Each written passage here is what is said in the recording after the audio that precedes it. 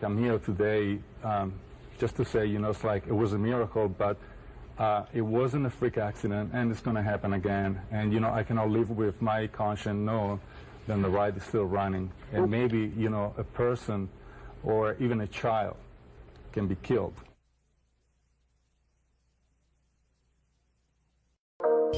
Everything we did is good.